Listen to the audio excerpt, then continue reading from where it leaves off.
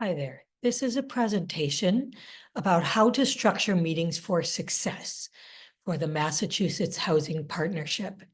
My name is Stacie Smith. I'm the Managing Director of the Consensus Building Institute. In order to structure a successful meeting for the public, there are a set of questions that you need to answer. In this presentation, we will walk through these questions and explore the ways in which the answers will impact the design of a successful meeting. In this presentation, we will be talking about the types of meetings where you have some flexibility and control over the structure, as opposed to board or commission meetings or public hearings where structures like chair people and Robert's Rules of Order may limit flexibility. The questions that we will be exploring are why, what is the purpose of your meeting? Who is your meeting for? Where and when will your meeting take place? What will your meeting be about? How will you be engaging with participants in your meeting? And what might you be doing and planning to do at the end of your meeting? So first and foremost is the purpose of your meeting. Each meeting, in order to have a successful meeting, you have to know what your goal is. If you don't know what success would look like for your meeting and why you're having the meeting, it's going to be awfully hard to structure a good meeting.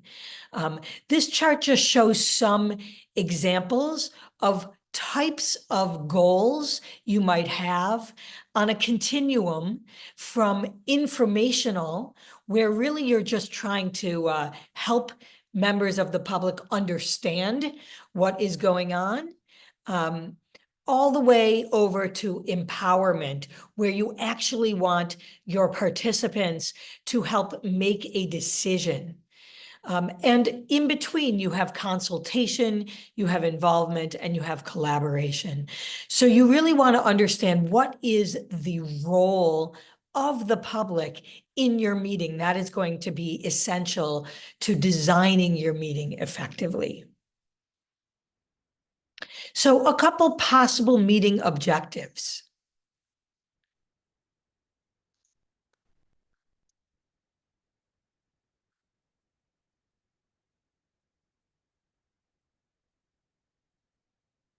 You might be sharing information. You might be brainstorming new ideas.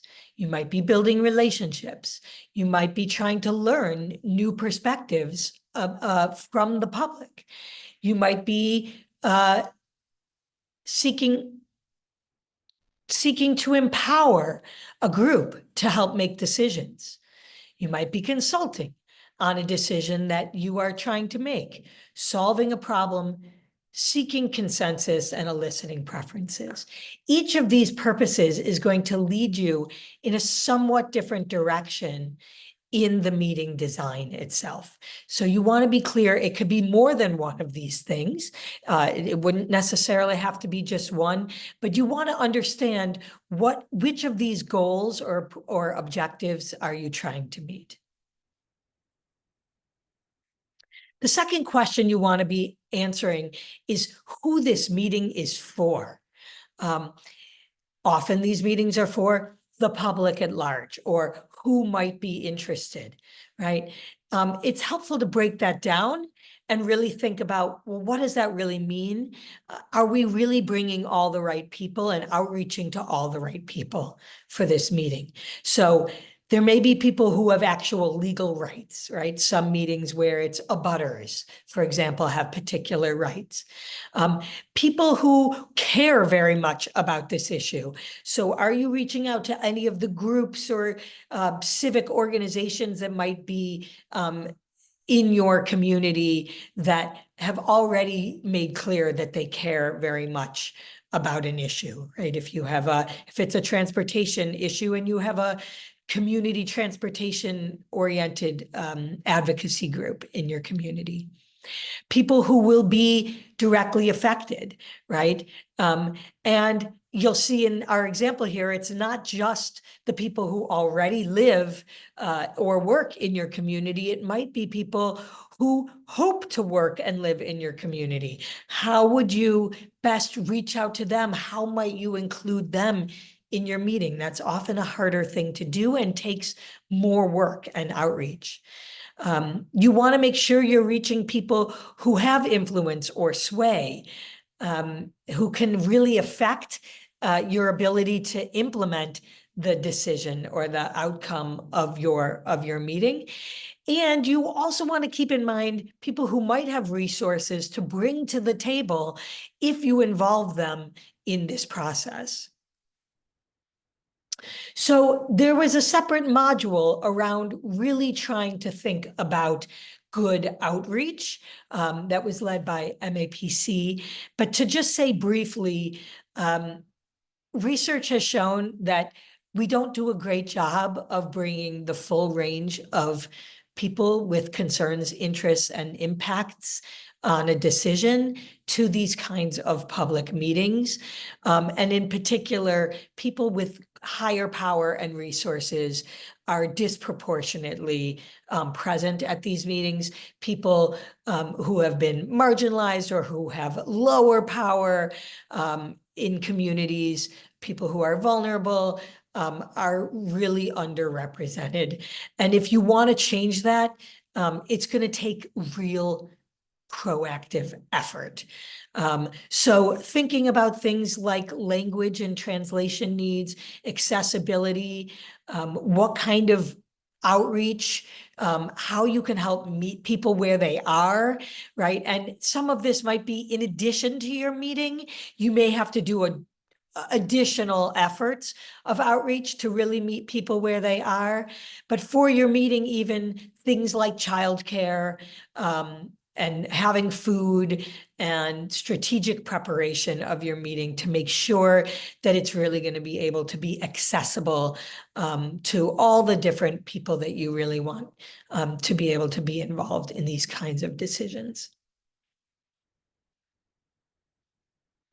You also want to think about where and when the kinds of people you want at your meeting are most going to be able to come. So obviously considering time of day, if you have it in the middle of a work day, it's going to be really hard for working people to attend your meeting. You want to think about what other meetings or events might be happening. And you also want to think about where you're holding your meeting and how accessible is it? How comfortable is it? Is it able to meet all of your space needs, your sound, visual needs, all of those types of things? How you design the space also really matters. If you have people in an auditorium style, that's gonna feel very different than if you have them around a table. You really want to be thinking about whether people are going to be talking to each other or just listening to someone in the front of the room, and how you design the space is going to accommodate for those things. Do they need tables and desks so that they can take notes, or do they really just need chairs so that they are able to just have conversations? Do you need microphones so that people can be heard? All of those types of considerations. We also get a lot of questions about whether you should have security at a meeting, particularly if it's a controversial topic. There's no one right answer to that question, but these are some of the things to consider. Security, having security there in a very visual way can be helpful. In other cases, it could be quite harmful. It could send a message to people that they are not trusted. Security might be perceived as a comfort for some people and as a threat for others. So really thinking hard about, is there a real risk or a threat? Might you have people who maybe are in plain clothes, or might be able to be on call, but not necessarily in the room? And if you do anticipate security concerns, are there other ways you might address this upfront by, having pre-meetings with people, or with groups where you feel like there might be some risks of um, of disruption to your meeting?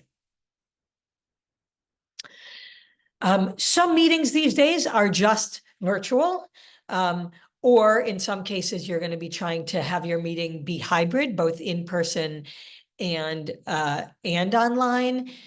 You want to think hard again about which platform you're using, so that it really can meet the needs of your group, whether it's going to be sort of webinar versus meeting, whether you're going to have people sign up in advance.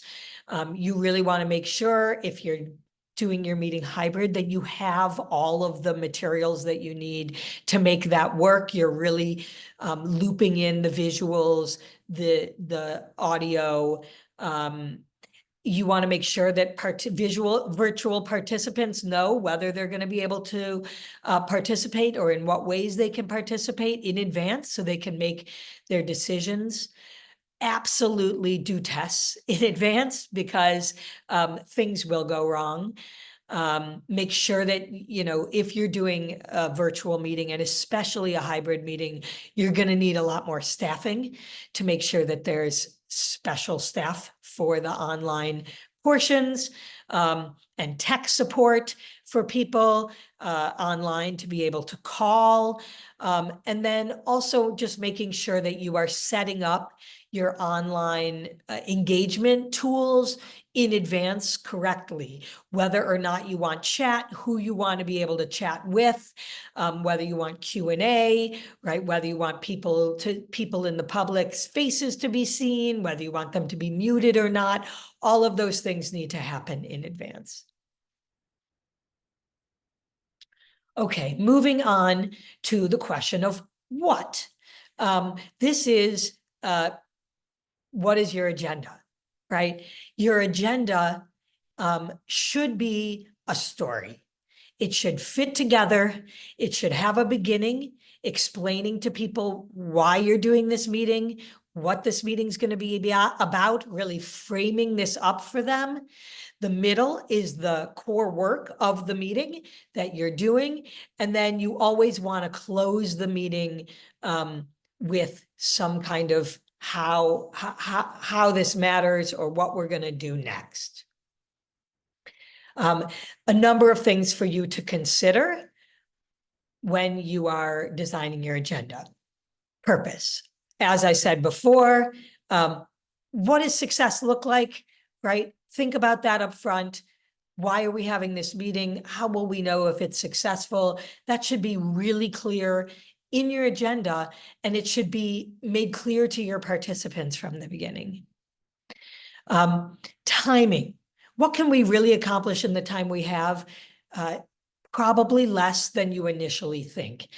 Our advice to people is often to reduce the work that you think you are doing in this meeting by a third. So you initially think you're going to do 3 things, and they're going to take 20 minutes each. You should really expect that they will take longer than that, and maybe you want to break down and do fewer things.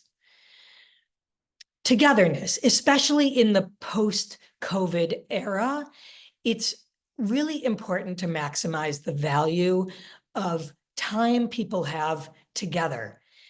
If the goal of your meeting is just to give information through presentations, consider whether an online or a webinar format is better.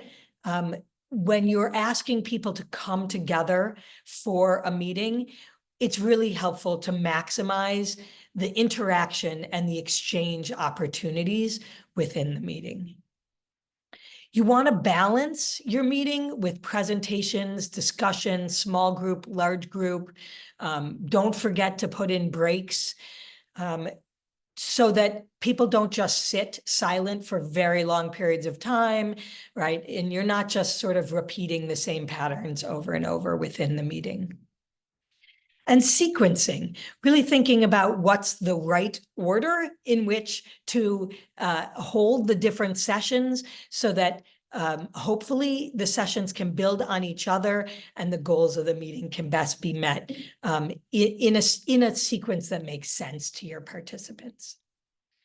Lastly, closing, right? You want to make sure to close your meeting with some understanding of what happens next, what's going to happen with the input that people have given you in the meeting. So just a couple of best practices with agendas, right? A really great agenda is tailored. It's clear, it's simple, but it's descriptive. So people know when they see the agenda beforehand, whether this meeting is what they want to attend or not. It identifies what you're going to be talking about, who's going to be doing what. It's sequenced in a logical way. The time frames are realistic. You have adequate break time, and you conclude with clarity about what comes next. So in a little bit more detail, opening the meeting, right? You want to make sure to tell people why they're there, what their job is in this meeting, what you're going to be asking of them, and what the job is of the different organizers or presenters. You want to introduce people. You want to set some meeting norms or ground rules. You want to set the context and background, right? What brought us here today, what came before this meeting, what might come next. And then you're going to review the agenda, the process, and the sequence. It helps to then stop and ask for questions if anybody has questions about just the context of the meeting. Within the meeting itself, as I mentioned, you want to vary different kinds of activities to keep the meeting interesting. So presentations mixed in with discussions, large group, small group, interactive, solo work, and breaks. Here are just a couple of process tools for interaction you might want to consider. Again, depending on your goal, if you're trying to get creative input, if you're trying to share information, get people's preferences, connect them, or expand or kind of push new kinds of thinking, these are some of the tools you might want to consider and keep in mind. A couple considerations here. So thinking about how you are using the physical space, whether people are going to be staying in one spot, in which case you want to make sure the room is set up in the small tables that they're going to be talking in, or if they're going to be moving around, you might have different sections of the room for different parts of the meeting. You might stack the way that people are responding to questions by first, for example, having them reflect on their own, then maybe turn to the person next to them, then move into slightly larger and larger groups. It's often helpful to get people up, especially if it's a long meeting. You could put posters on the walls. You can have people write and put things onto Post-its, walk around and mingle and share examples with each other. Go-rounds are sometimes appropriate in smaller meetings to make sure everybody gets a chance to speak. World Cafe is a strategy for having people go to different stations or tables to engage on things in smaller groups. You could have, World Cafe often has people engage on all the different topics. You might have table groups where people select topics. You could use online polling or even in the room polling with QR codes to try and get a sense of what everybody is thinking. It sometimes helps to have flip charts or other tools that you can make this work visible. So when people are giving input, they often like to see physically their input being taken in. So having people in the corner taking notes, that's great. But being able to use flip charts or whiteboards, having worksheets, having matrices, summarizing issues, and showing them on some kind of graphic chart or during the meeting itself can have a lot of value for people not needing to repeat their points over and over because they can see that it's been captured. Sometimes in a meeting, you want people to be able to ask questions, for example, to participants. And in a large meeting, there's lots of different ways to do that. You can, of course, have people raise their hands or stand up and get in a line at the mic. But there are other ways to do it, like having them write questions on note cards, submit questions electronically, either in advance or during the meeting.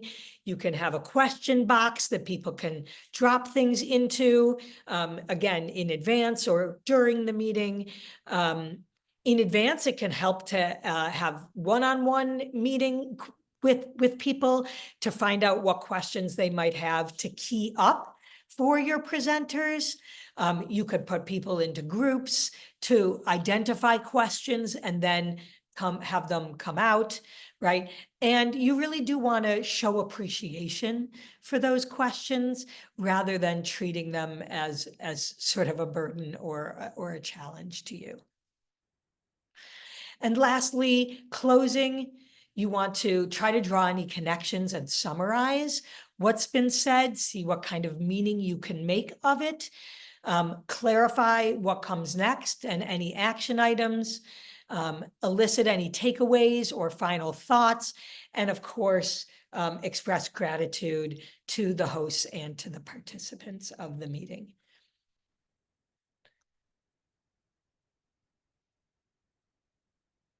Also, in many meetings, it's helpful to have some follow-up.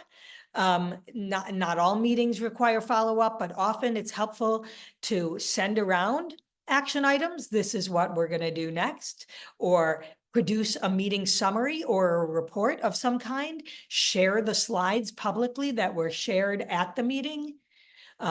Sometimes you may have a group that's going to do work if this is an ongoing process, so they can do some work between now and the next meeting.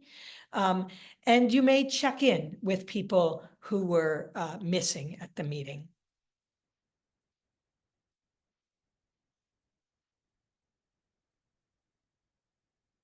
Lastly, it can be really helpful to evaluate how well the meeting went.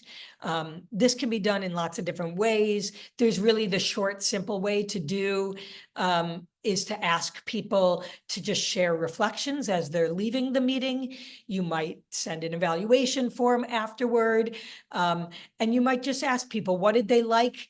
What didn't they like? What would they want more of? What would they want less of? And the planning team might want to also consider in a debrief, what do we want to start doing differently, stop doing, keep doing, et cetera, especially for standing meetings.